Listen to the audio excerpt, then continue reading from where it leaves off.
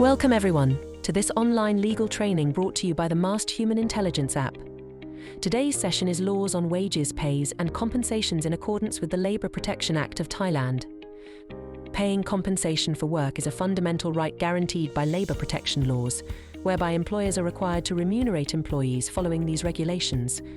Work compensation encompasses wages, overtime pay, holiday pay, and overtime pay during holidays, as outlined in Section 54 of the Labour Protection Act BE 2541. This section mandates that employers are responsible for disbursing wages, overtime pay during holidays, and other benefits arising from employment. Payments must be made in Thai currency, unless explicit consent is obtained from the employee to pay in bills or foreign currency. Wages must be exclusively paid in currency. Employers are obligated to remunerate employees at a rate not lower than the legally mandated minimum wage.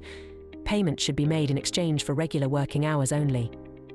The minimum wage is the lowest hourly, daily or monthly remuneration that employers are legally required to pay to their employees for their labour.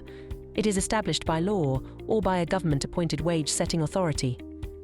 The purpose of the minimum wage is to ensure that workers receive a fair and decent standard of living by providing them with enough income to meet their basic needs.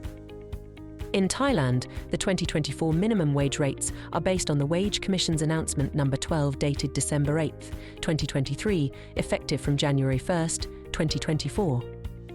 This announcement provides details of the minimum wage rates in each province. For example, minimum wage in Phuket is 370 Thai baht, for Bangkok and vicinity is 363 Thai baht, Chonburi and Rayong is 361 baht, and other provinces the minimum wage shall not lower than 330 baht. Overtime pay. When an employer requires an employee to work beyond the normal working hours on a workday, overtime compensation is mandated. This compensation should be no less than 1.5 times the hourly wage rate for the additional hours worked. Alternatively, for employees compensated based on the quantity of work completed, overtime pay should not be less than 1.5 times the wage rate per unit for the work accomplished during the extended work hours on a workday. Holiday pay refers to compensation provided by an employer to employees for working during normal hours on holidays, including weekly, public or traditional holidays.